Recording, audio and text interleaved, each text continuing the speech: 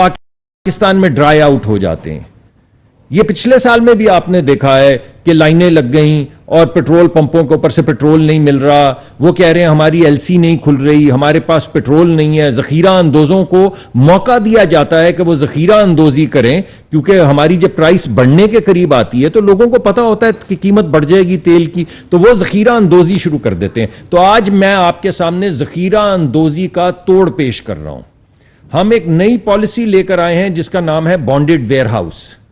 اس کا مطلب ہے کہ دنیا میں کوئی بھی شخص, کوئی بھی ایسی کمپنی جو حلال کا کام, جائز کام, لیگل کام تیل کی ٹریڈنگ کی کرتی ہے, وہ کمپنی اب پاکستان میں آ کے اپنے سٹوریج بنائے گی. پاکستان میں پہلی بات, پاکستان میں زر مبادلہ آئے گا.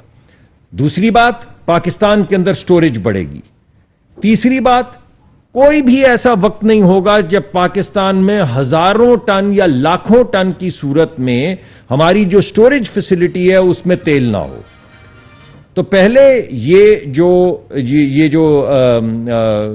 اجازت تھی یہ صرف آئل مارکیٹنگ کمپنیوں کو تھی. آپ کے پیٹرول پمپ والی جو بڑی بڑی کمپنیاں ہیں صرف وہی پیٹرول لا سکتی تھی, اب اور کوئی نہیں لا سکتا تھا.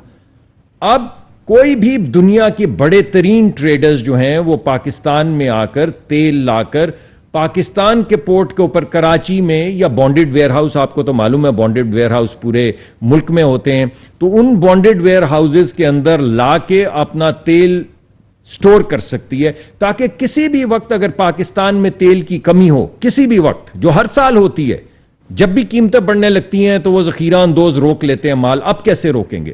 اب تو لاکھوں ٹن جو تیل ہے وہ موجود ہوگا پاکستان کے اپنی سٹوریج فیسلٹیز میں, جس میں کسی بھی وقت چھوٹے چھوٹے پیٹرول پمپ والے جو سب سے زیادہ اس سے متاثر ہوتے ہیں وہ جائیں گے اور وہاں سے تیل خرید کر اپنے پیٹرول پمپ چلا سکیں گے. یعنی وہ جو کچھ لوگوں کی اجارہ داری تھی وہ اجارہ داری ختم کر دی گئی ہے.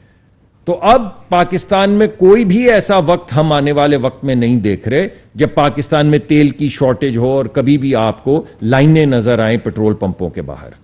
دوسری اہم بات یہ ہے کہ جب ہم باہر سے پیٹرول لاتے ہیں تو آپ نے دیکھا کہ جب ذرا ہماری کوئی زر مبادلہ کی صورتحال سخت ہو تو ہماری ایل سی کنفرم ہونے میں پرابلم آتی ہے. آپ نے کئی دفعہ میرے سے یہ سوال بھی پوچھا کہ جی ایل سی کنفرم نہیں پی ایس او کی ہو رہی, فلاں کی ایل سی نہیں کنفرم ہو رہی, آپ سوال پوچھتے ہیں. اب بھی سٹوریج کے ذریعے ایل سی کنفرم ہونے کی جو مصیبت تھی اس کا حل تلاش کر لیا گیا ہے, کیونکہ بین الاقوامی کمپنیاں جب یہاں پر آئیں گی تو یہاں پر رجسٹر ہوں گی, یہاں پر رجسٹر ہوں گی تو یہاں پہ اپنے بینک اکاؤنٹ کھولیں گی. اب جب ایچ بی ایل کا بینک اکاؤنٹ ہوگا اس کا جس نے تیل بیچنا ہے, اور یو بی ایل کا اکاؤنٹ ہوگا, یا ایم سی بی کا اکاؤنٹ ہوگا, یا بینک الفلا کا اکاؤنٹ ہوگا اس کا جس نے تیل خریدنا ہے, تو کنفرمیشن والی بات تو ختم ہو گئی نا. بین الاقوامی جو ایل سی کی کنفرمیشن کے $8-10 جس کا بوجھ آپ کو اٹھانا پڑتا ہے بیکاز وہ ایل سی کنفرمیشن کے پیسے جو ہیں وہ قیمت میں تیل کی آ جاتے ہیں.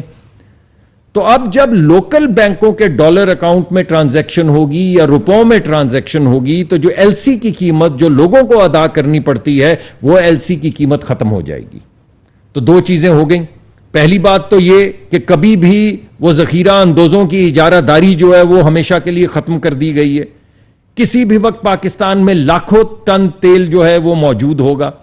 دوسرا, جو ایل سی کی قیمت ادا کرتے ہیں آپ, کیونکہ ایل سی کنفرم نہیں ہوتی, اس کی وہ بینک اضافی قیمت مانگتے ہیں. جب لوکل بینک ہوں گے, ان کے لوکل ڈالر اکاؤنٹ ہوں گے یا لوکل روپے کے اکاؤنٹ ہوں گے, تو وہ جو اضافی بوجھ غریب آدمی پر پڑتا ہے ایل سی کی قیمت کا, وہ بھی ختم کر دیا گیا.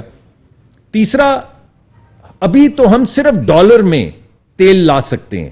اب یہاں پہ جب لوگوں کے ذخیرے موجود ہوں گے, یہاں پہ سٹوریج موجود ہوں گے, تو اب چھوٹی چھوٹی کمپنیاں جو ہیں ان کی مرضی, بیچنے والے کی مرضی, خریدنے والے کی مرضی, کسی نے 100 ٹینکر خریدنے ہیں, کسی نے 1000 ٹینکر خریدنے ہیں, وہ بے شک روپوں میں پیمنٹ کرے یا بے شک ڈالر میں پیمنٹ کرے. تو وہ ڈالر کا بھی جو بڑا بوجھ ہے وہ قدرے کم ہو جائے گا. وہ رسپانسبلٹی چلی جائے گی ٹریڈر کے اوپر, بین الاقوامی جو ٹریڈر ہیں, کہ وہ اپنے ڈالرز کا انتظام کریں تاکہ جب انہوں نے اپنی پیرنٹ کمپنی کو واپس پیسے بھیجنے ہوں تو وہ ڈالر کی شکل میں بھیج سکیں. تو 3 چیزیں میں نے آپ کے سامنے پیش کی.